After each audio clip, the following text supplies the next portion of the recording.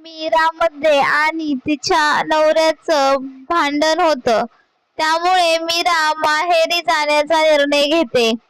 तो तिला समजावण्याचा खूप प्रयत्न करतो की नको जाऊस मला सोडून. तो तिला खूप वेळा सॉरीही बोलतो, पण तिला खूप राग आलेला असतो, त्यामुळे ती काही ऐकायला तयार नसते. त्याने खूप समजावूनही ती रागात माहेरी निघून जाते. तिथे गेल्यावर पण तिची आई आणि वडील तिला सांगतात की थोड्या दिवस राहा निवांत, राग शांत झाल्यावर आपण बघू. तिचा नवरा रोज तिला फोन करत असतो. तिच्या आई वडिलांनाही सांगत असतो की एवढी काय मोठी गोष्ट नाही झाली, घर सोडून जाण्यासारखे, तुम्ही समजावा. त्यावर तेही सांगतात आता थोडी रागात आहे, समजावतो आम्ही तिला. तिची आई समजावून सांगते की जाऊ दे बाळा, त्यांना खूप पश्चाताप होतोय की ते तुला रागवले, त्यांना माफ कर. त्यांनाही दिवसभर बाहेर असतात, कामाचा ताण असतो, त्यामुळे कधी विनाकारण चिडले असतील, नको एवढं मनावर घेऊ.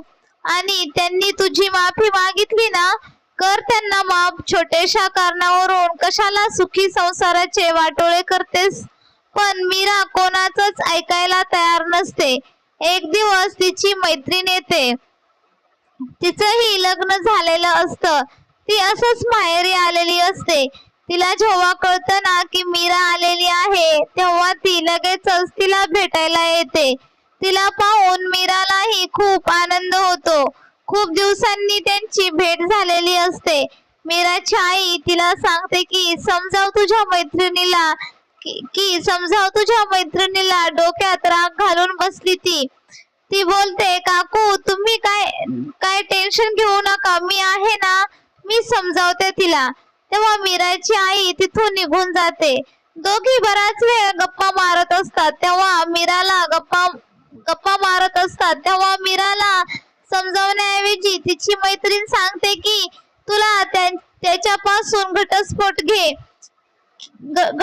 घे की कशाला त्यांची बोलणी खातेस. असं उगाचच कोण रागवतं का? मी तर नाही बाई राहिले नसते असल्या माणसासोबत. त्यावर मीरा बोलते अगं हे काय सांगतेस तू, ते काय वाईट नाहीत, फक्त रागवलेत, बघू नंतर, जाऊ दे तो विषय. त्यावर तिची मैत्रीण बोलते बघ बाई, सांगायचं माझं काम आहे.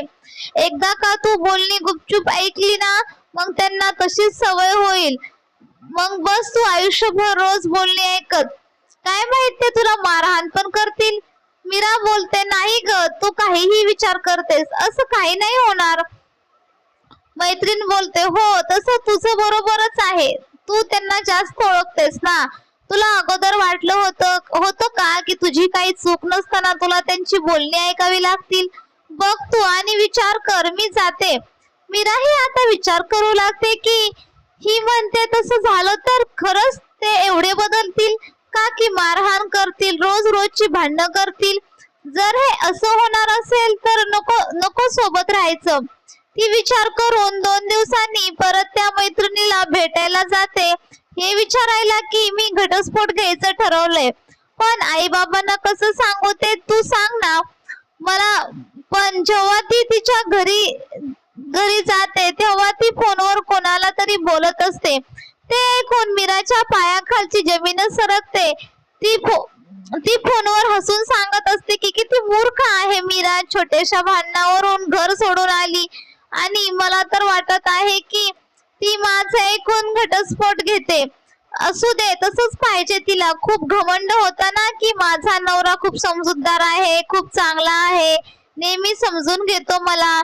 खरंच तिचा नवरा समजूतदार आहे. किती वेळा तिची माफी मागितली पण हीच मूर्ख आहे. बस म्हणावं आता चांगला नवरा गमावून. हे ऐकून तर मीराला स्वतःचाच खूप राग यायला लागतो की माझ्या नवऱ्याला एकदा माफ केलं नाही पण दुसऱ्यावर इतका विश्वास ठेवला. ती तिथून लगेचच घरी येते आणि बॅग भरते. आई बाबा विचारतात की कुठे चाललीस.